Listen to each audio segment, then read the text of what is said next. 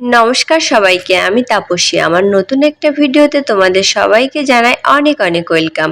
তো অনেক দিন পরে তোমাদের সঙ্গে আজকে একটি রান্নার রেসিপি শেয়ার করব। আমি কিন্তু খুব ভালো রান্না পারি সেটাও না, আবার যে একদম মোটে পারি না সেটাও কিন্তু না। তবে যেটুকু পারি আর কি, আমার ফ্যামিলি সবার জন্য কম বেশি টুকটাক চলে যায়। তো আজকে আমি তোমাদের সঙ্গে শেয়ার করব হাঁসের মাংস রান্না। দেখো, আমরা কিন্তু কম বেশি সবাই মাংস রান্না করতে পারি, আর মাংস রান্না করা কিন্তু খুব একটা বেশি কষ্টের কাজ না। আমার কাছে মনে হয় সব রান্নার থেকে মাংস রান্নাটা সব থেকে বেশি সহজ। কিন্তু তারপরেও আমি যেভাবে আজকে হাঁসের মাংসটা রান্না করব, ভাবলাম সেটা একটু তোমাদের সঙ্গে শেয়ার করি, কারণ আমি এইভাবে আগে কখনোই রান্না করিনি। আজকে ফার্স্ট টাইম রান্না করছিলাম। তো খেতে কিন্তু বেশ ভালোই হয়েছিল। তো চলো কিভাবে রান্না করলাম সেটা একটু তোমাদের সঙ্গে শেয়ার করি।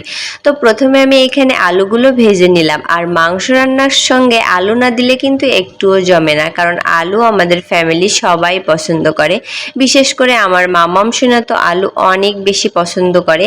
এই জন্য আমি সব তরকারিতে আলু দেই তার জন্য, শুধু কারণ সে আলু খাইতে অনেক বেশি পছন্দ করে। তো যাই হোক, এখানে আমি আলুগুলো সুন্দর করে লাল লাল করে ভাজি করে উঠিয়ে নিলাম। তারপরে কড়াইয়ের ভিতরে আমরা রেগুলার মাংস রান্না করতে গেলে যেগুলো দেই আর কি, জিরা তেজপাতা দিয়ে ফোড়ন দিয়ে দিলাম। তারপরে কিছু পেঁয়াজ কুচি দিলাম, পেঁয়াজগুলো লাল লাল করে ভাজি করে তারপরে আদা রসুন বাটা দিয়ে দিলাম, দিয়ে ওইটা আবার সুন্দর করে ভাজি করে নেব।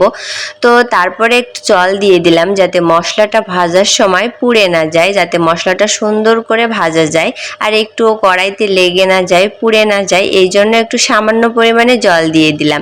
এবার একটু জিরা বাটা দিয়ে দিব, দিয়ে সুন্দর করে মশলাটা আরো একটু কষিয়ে নেব। এইভাবে মশলা কষিয়ে নিয়ে তোমরা কারা কারা মাংস রান্না করো অবশ্যই আমাকে একটা কমেন্টস করে দিও।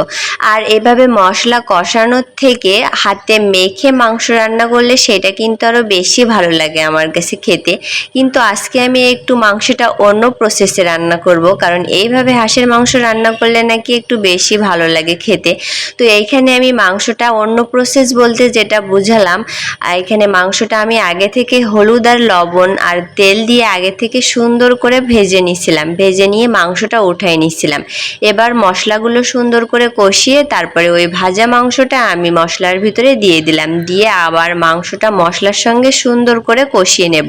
সামান্য পরিমাণে একটু জলও দিয়ে দিলাম, জল দিয়ে এবার আমি ঢাকা দিয়ে মাংসটা সুন্দর করে কষিয়ে নেব। এবার আমি আলুগুলোও দিয়ে দিলাম।